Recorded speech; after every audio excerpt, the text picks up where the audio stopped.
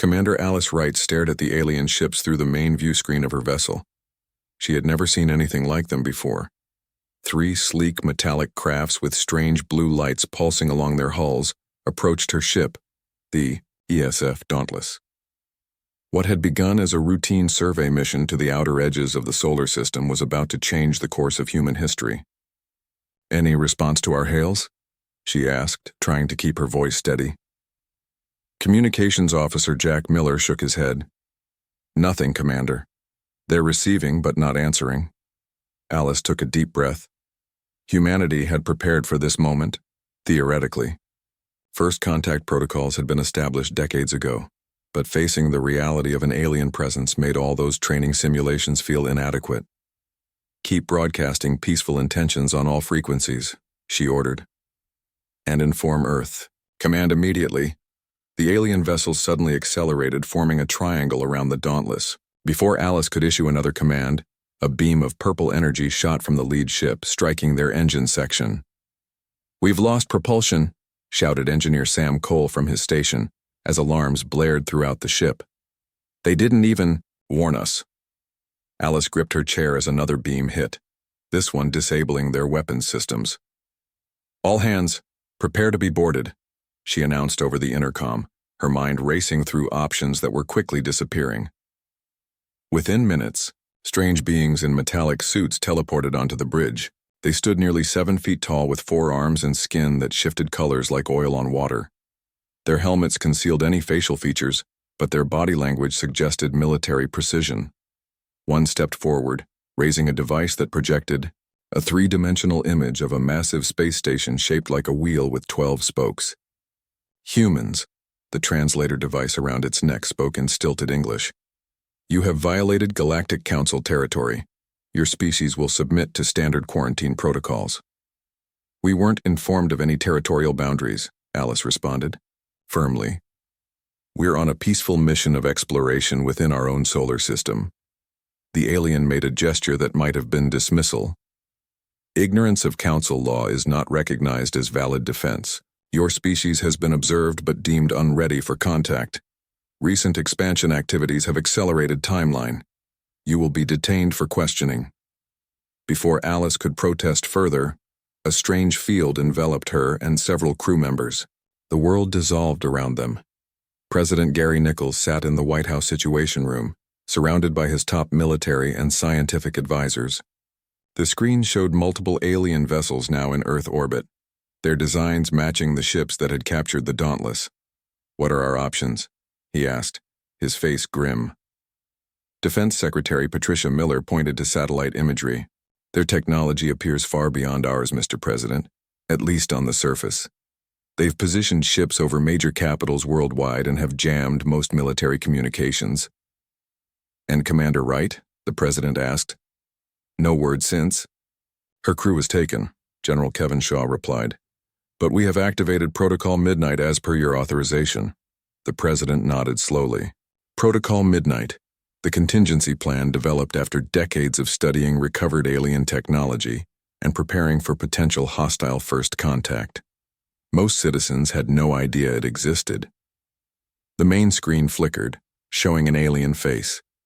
This one appeared different from the descriptions of those who had taken the Dauntless. It had gray-green skin with gill-like structures on its neck and large, compound eyes. "People of Earth," the alien spoke in surprisingly smooth English. "I am High Commissioner Zextral of the Galactic Council Enforcement Division. Your planet has been placed under quarantine due to your species' aggressive expansion tendencies and technological development path. Submit to Council authority, and the transition will be peaceful. Resist, and we will be forced to implement more severe containment procedures." President Nichols stepped forward. "This is the President of the United States. We have no quarrel with your council, but we cannot submit to demands without discussion or negotiation. Our ship was in our own solar system when it was attacked without provocation. We request the immediate return of our personnel and recognition of Earth's sovereignty." The alien's eyes blinked in a strange pattern. "Primitive species often misunderstand their position. Your solar system falls within mapped council space. Your request is denied. You have 6 Earth hours to begin disarmament procedures or face Consequences. The transmission ended abruptly. "They're lying," Dr. Howard Black said, speaking up for the first time.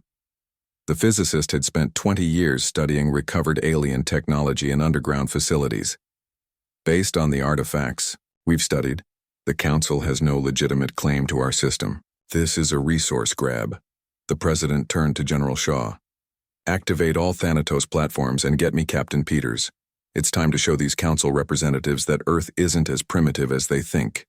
In the vast chamber of the Galactic Council Station, thousands of light-years from Earth, representatives of over 300 spacefaring species debated the human question. The chamber resembled an enormous amphitheater with floating platforms for each delegation, arranged in concentric circles based on their civilization's status in the Council hierarchy.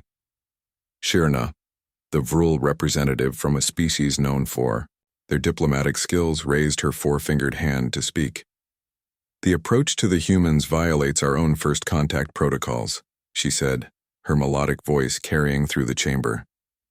"They were not given proper notification of borders, nor were they allowed the customary observation period before enforcement action." High General Drex of the militaristic Kaldon species made a dismissive gesture with his armored claw. "The humans have developed faster than projected. Their weapons research suggests they will become a threat if not contained now. The Enforcement Division's actions are justified under Security Statute 5291. "We said the same about the Thorians," Shirna countered, "and they are now valued members of the Council. Perhaps instead of force we should—" She was interrupted by urgent messages appearing on the communication devices of multiple Council members. The chamber grew noisy with surprised exclamations and concerned murmurs. The Grand Arbiter, an ancient being of energy contained within a crystalline structure, called for order. "What is the meaning of this disruption?" High General Drex stood rigidly. "Impossible reports from the Earth containment fleet. The humans have destroyed 27 vessels in a single attack using technology they should not possess." The chamber erupted in chaos. "How?" demanded the Commerce Minister of the Jordak Syndicate. "Our intelligence indicated they had barely achieved limited interplanetary travel." Shirna watched the reactions with growing concern. Something about this situation felt orchestrated, but not by the humans. She accessed her private terminal, bypassing the official reports to examine raw data from the Earth system. What she saw confirmed her suspicions. The humans weren't just defending themselves. They were executing sophisticated military strategies that suggested they had been preparing for this encounter for a very long time. As the Council representatives argued among themselves, Shirna made a decision that would change the course of galactic politics forever. She opened a secure channel to her ship. It was time to reach out to these humans directly. Perhaps they would make better allies than subjects. Meanwhile, across the stars, Commander Alice Wright watched from her cell aboard the Council flagship as Earth launched its first counterattack against the galaxy's most powerful organization. Despite her situation, she smiled. The Galactic Council was about to learn a painful lesson about underestimating humanity. Lieutenant Frank Taylor moved silently through the underground complex beneath the Rocky Mountains. The facility had existed for decades, unknown to the public and most government officials. Its true purpose was hidden even from those who worked there. They believed it was a research center for deep space exploration.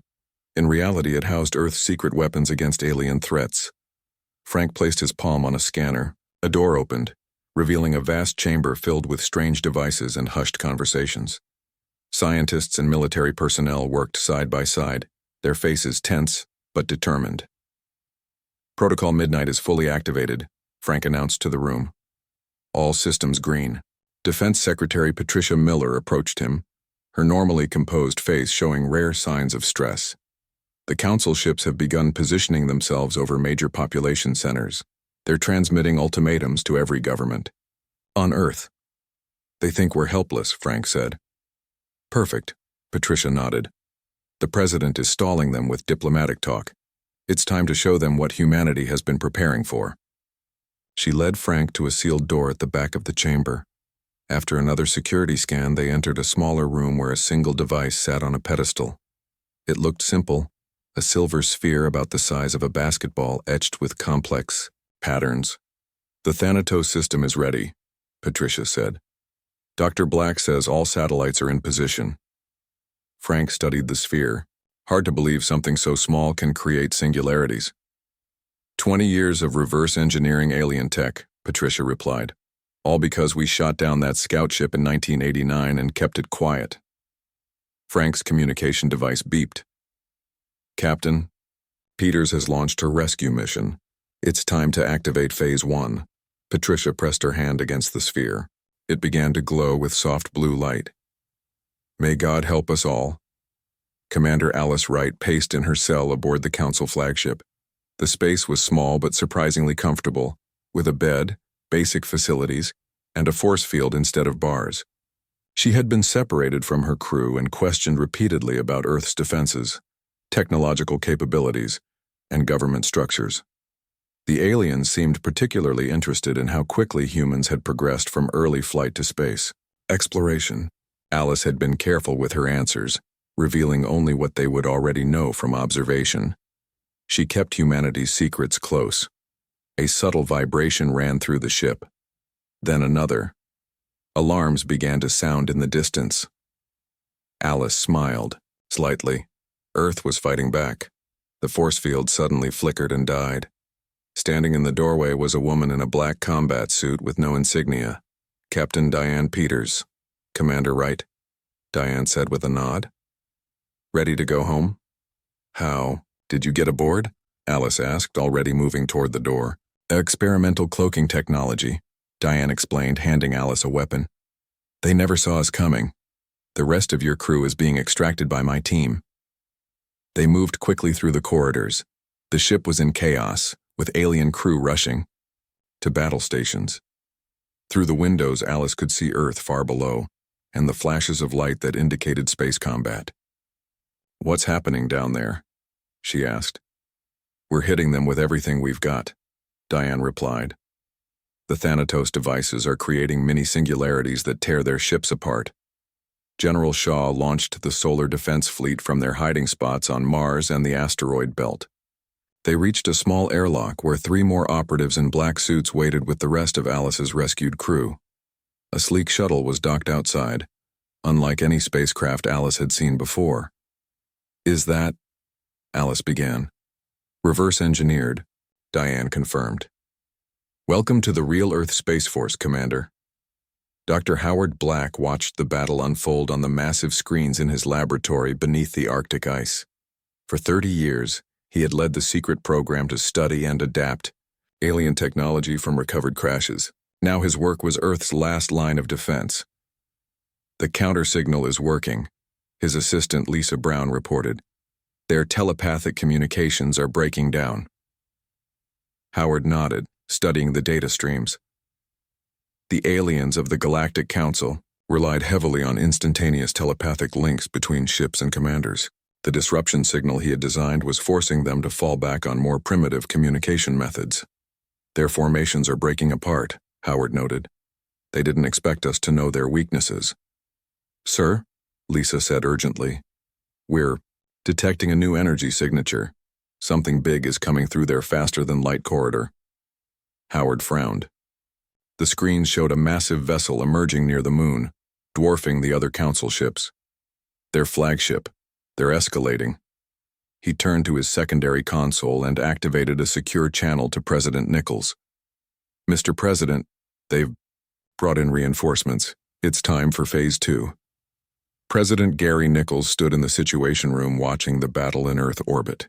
The Council's initial attack had been blunted by Earth's surprising defenses, but the arrival of their massive flagship changed the equation. Activate the lunar batteries, he ordered, and get me a direct line to that flagship. General Kevin, Shaw relayed the orders. Moments later, the surface of the moon seemed to shift as hidden weapon platforms emerged from beneath the lunar soil. They had been placed there years ago, disguised as research outposts. Channel open to the flagship. Sir, an aide reported. The main screen flickered to life, showing the alien commander Zexatral. His compound eyes seemed to widen at the sight of the human leader.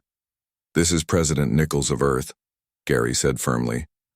Your attack on our planet has failed. We now offer you a choice. Withdraw your forces, or we will be forced to demonstrate our full capabilities. Impossible, Zextral hissed. Your species cannot possess such technology. You are lying. Gary nodded to General Shaw, who pressed a button on his console. One of the lunar platforms fired a beam of concentrated energy that sliced through a smaller council vessel, cutting it in half. That was one weapon at minimal power, Gary said. We have many more. The next demonstration will target your flagship. Zextral's color changed, a sign of agitation. This violation of natural development will be addressed. The full council will hear of this deception. We look forward to addressing the council, Gary replied. As equals, not as subjects. You have 1 hour to begin withdrawal. The transmission ended. Gary turned to his advisors. Get me Captain Peters. I want to know what Commander Wright learned during her captivity. Sir, General Shaw said, checking incoming reports. The council ships are pulling back to lunar orbit, and we're receiving a transmission from someone claiming to be a council representative named Shirna. She says she wants to negotiate separately from the enforcement division. Gary raised his eyebrows. It seems there's dissent in the council. Put her through to my private office. And maintain battle readiness. This could be a trick. As he left the Situation Room, Gary paused to look at the display showing Earth from orbit. Humanity had survived its first extraterrestrial battle, but the war was just beginning. If the Council truly controlled as much of the galaxy as they claimed, Earth would need every secret weapon and ally it could find. The fate of human independence would be decided in the coming days. And unknown to the Council, humanity had been preparing for this moment for generations. General Kevin Shaw stood on the bridge of his command ship, hidden inside a hollowed-out asteroid near Mars. For 15 years, he had overseen the building of Earth's secret space fleet. Ships disguised as mining vessels and research stations now revealed their true purpose as weapon ports opened and engines powered up to full capacity. All vessels report ready, sir, his second-in-command, Major Ellen Roberts, announced. Kevin nodded, studying the tactical display. The Council ships had regrouped after their initial surprise and now formed a blockade around Earth. Their massive flagship hovered behind the moon, partially protected from Earth's lunar weapons. Send the signal to all fleet captains, Kevin ordered. Operation Spear begins now. Throughout the solar system, hidden human ships emerged from their concealment. From Mars, from the asteroid belt, from the moons of Jupiter and Saturn, vessels of various sizes moved into attack formation. The Council forces suddenly found themselves caught between Earth's defenses and this unexpected fleet. They're scrambling to reposition, Ellen reported with a hint of satisfaction. Our ships from Europa and Titan are already engaging their rear guard. Kevin activated the ship-wide communication system. All hands, this is General Shaw. Today we fight not just for Earth, but for humanity's right to determine its own future among the stars. Execute attack pattern Delta. The human fleet moved with practiced precision.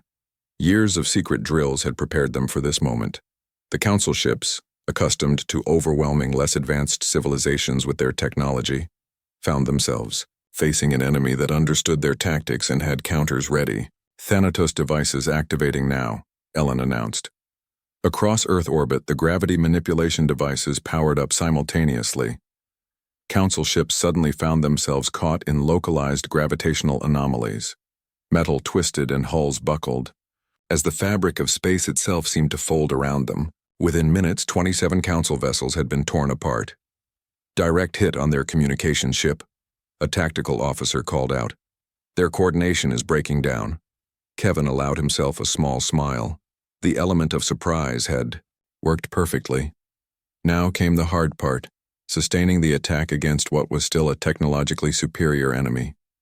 Commander Alice Wright sat in the briefing room aboard Captain Peters' stealth vessel as they sped back toward Earth. The key other rescued crew members were receiving medical attention. Alice studied the battle reports coming in with a mixture of amazement and pride. I knew we had secret defense programs, she said to Diane, but nothing on this scale. Diane nodded. After the Roswell incident in 1947, the government realized we weren't alone. When more ships crashed in the following decades, we recovered enough technology to understand what we might be facing. Everything since then, our space program, technological development, even some wars, has been partly shaped by preparing for this day. The Council has no idea what they've stumbled into, Alice realized. During my interrogation, they kept assuming we were decades behind where we actually are. That was intentional, Diane explained. Everything public about our space capabilities has been understated. The Council thought they were dealing with a planet that had barely reached its moon. The ship's communication system activated. Captain Peters, a voice said. The President is requesting Commander Wright's presence for an emergency briefing as soon as you land. We've made contact with a Council representative who wants to negotiate. Alice looked at Diane. Who? Someone named Shirna, Diane replied. Apparently not all Council members agree with this attack on Earth. Alice nodded. During my captivity, I overheard arguments among the aliens. Some mentioned protocols being violated. I think the Council isn't as united as they want us to believe. That gives us an opening, Diane said. If we can split their alliance, we have a better chance of surviving this. Alice turned back to the view screen showing the battle. Human ships were holding their own, but some were already lost, shown as fading dots on the tactical display. How long can we keep this up? Long enough to make them reconsider whether Earth is worth the cost, Diane answered grimly. In the Galactic Council chamber, representatives watched in stunned silence as the battle feeds showed their forces being decimated by human defenses. The massive view screens displayed scenes that many had believed impossible. A supposedly primitive species successfully repelling the Council enforcement fleet. This is unprecedented, declared the ancient representative of the Fur Collective, their translucent form vibrating with agitation. No species at their development stage has ever possessed such military capability. They must have been helped, insisted High General Drex, his armored claw smashing down on his console. Some Council member has violated the non-interference directives and armed these humans. Shirna stood on her platform, her slender form tense but controlled. Or perhaps our intelligence was faulty from the beginning. We assumed the humans were what they appeared to be, without considering they might deliberately hide their true capabilities. Impossible, Drex growled. Our observation posts have monitored their planet for centuries. And how many times have those observation posts actually landed and interacted with humans? Shirna asked. How many crashed ships have we lost on their planet over the decades? Ships that were never recovered by our salvage teams? A murmur ran through the chamber as representatives considered this possibility. I have opened a direct channel to the human leadership, Shirna continued. Unlike our enforcement division, I chose to speak with them before attacking. They claim they have been studying our technology from crashed vessels for over 70 of their years. The Grand Arbiter's crystalline form pulsed with light as the ancient being addressed the Council. This situation has grown beyond an enforcement action. The humans have demonstrated capabilities that qualify them for diplomatic engagement under Council law. High General Drex made a dismissive gesture. They are still confined to a single star system. Once our main battle fleet arrives, their resistance will... He was interrupted as new alerts flashed across the chamber's displays. The humans had activated more Thanatos devices, creating a gravitational anomaly that swallowed 3 more Council ships. This is no longer a question of quarantine, the Commerce Minister of the Jordak Syndicate said, her eyes fixed on the casualty reports.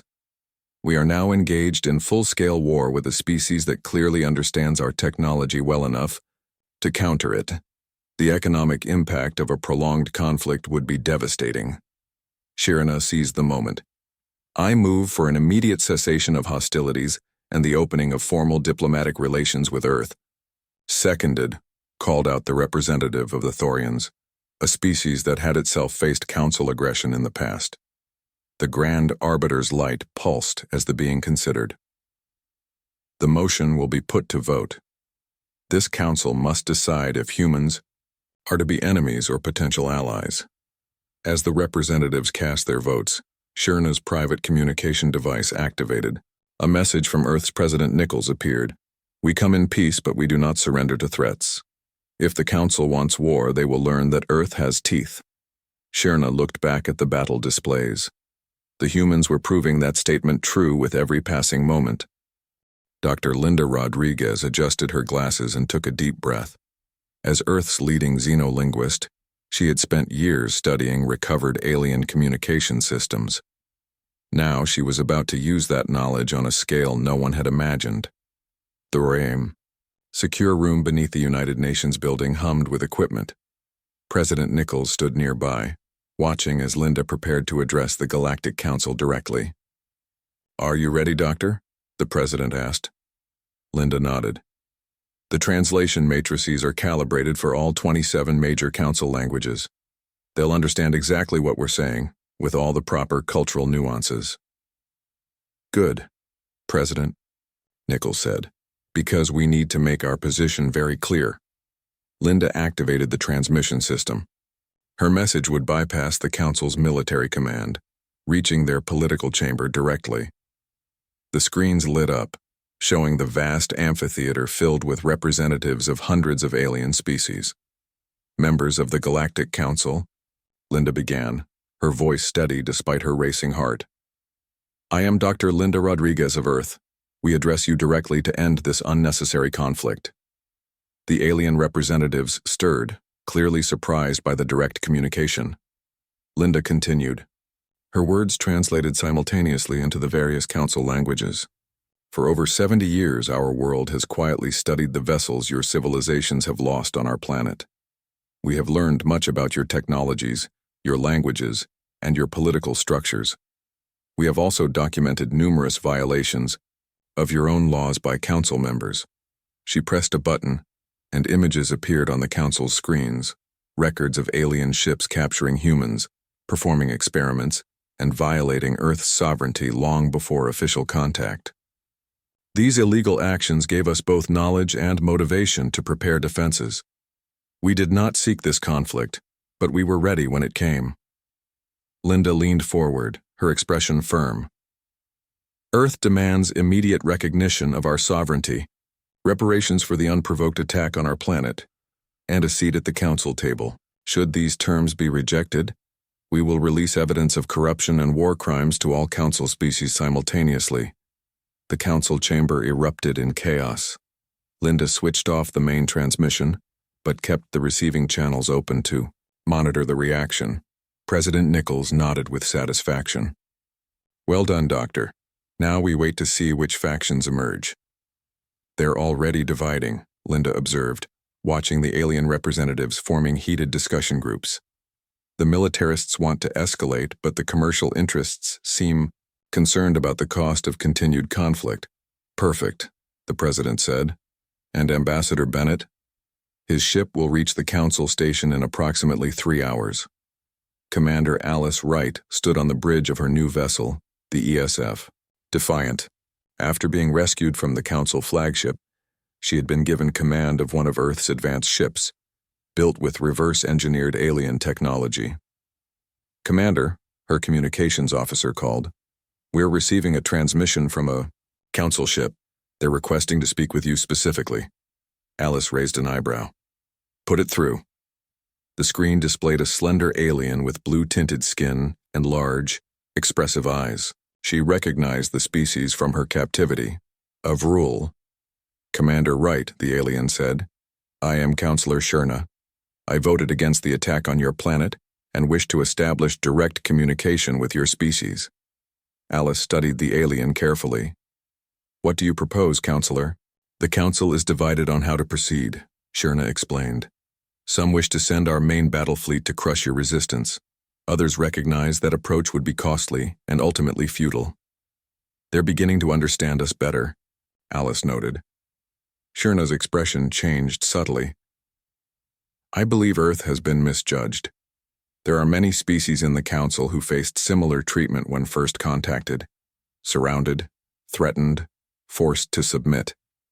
Some of us wish to create a more equitable galactic community." "Why tell me this?" Alice asked. "Because you have experienced our methods firsthand, and because your ship is currently in position to make contact with representatives of 17 Council species who share my concerns. They are waiting at coordinates I can provide." Alice considered this potential trap, but something in the alien's manner suggested sincerity. "Send the coordinates. but understand that we will arrive prepared for any deception.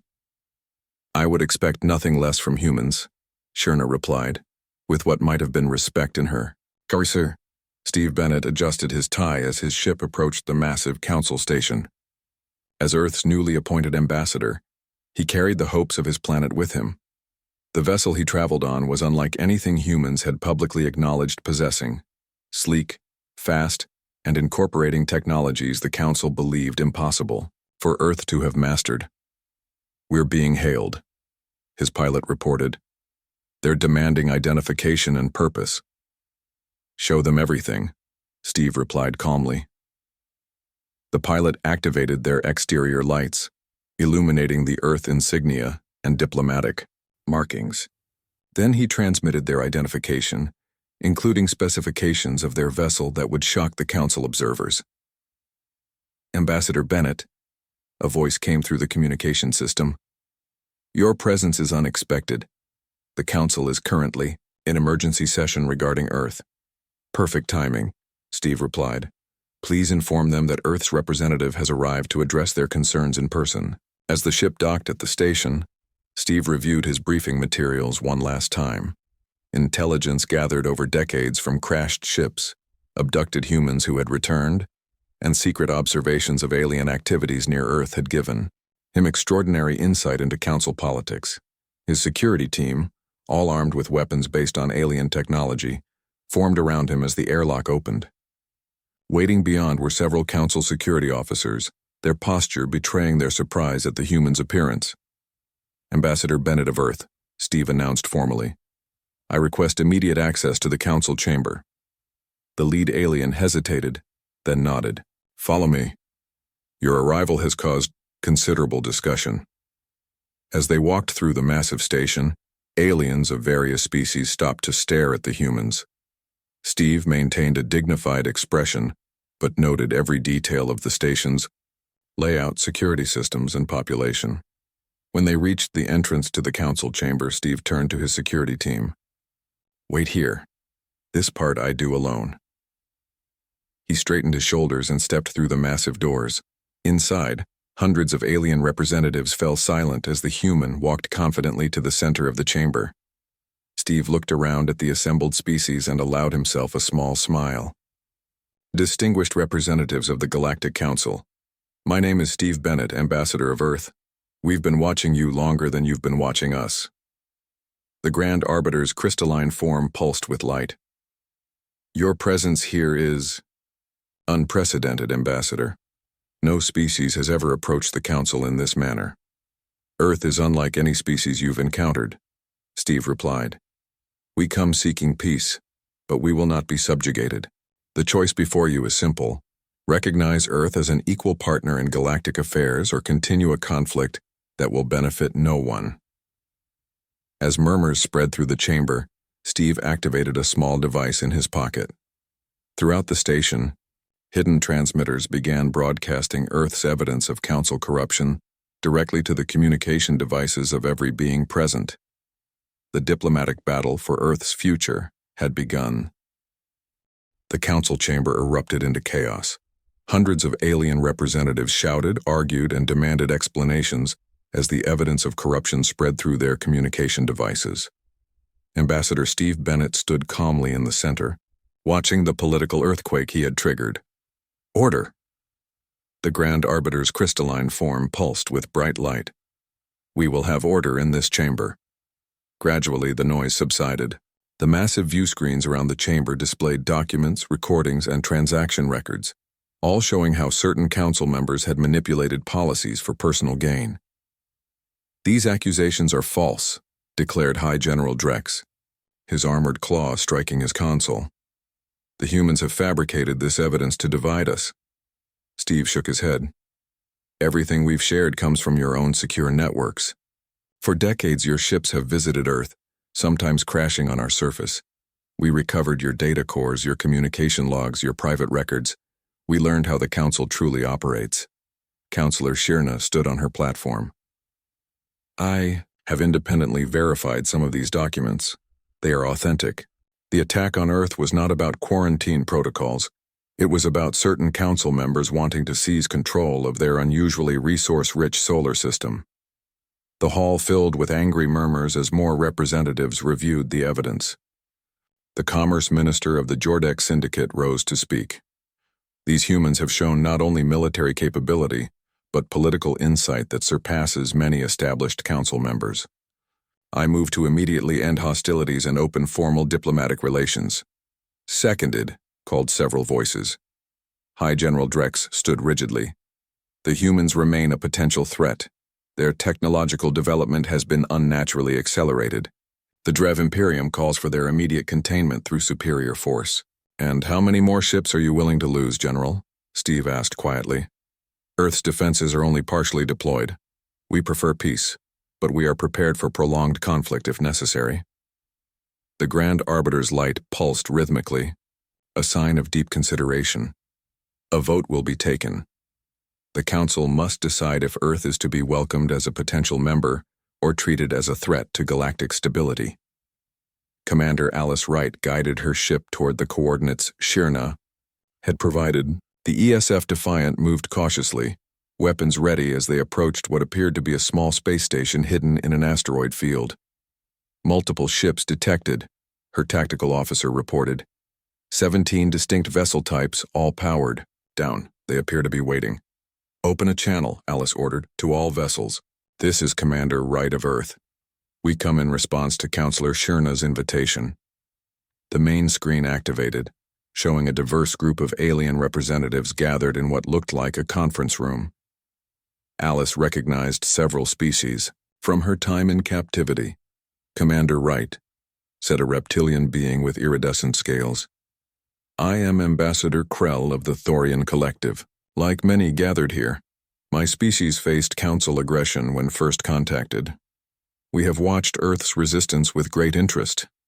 Alice studied the assembled aliens. What exactly is this meeting? A being made of what appeared to be living crystal spoke next. We represent species who believe the Council has strayed from its original purpose. It was meant to foster cooperation and mutual growth. Instead, it has become a tool of domination by the most powerful members. Earth's unexpected strength has created an opportunity, Krell continued.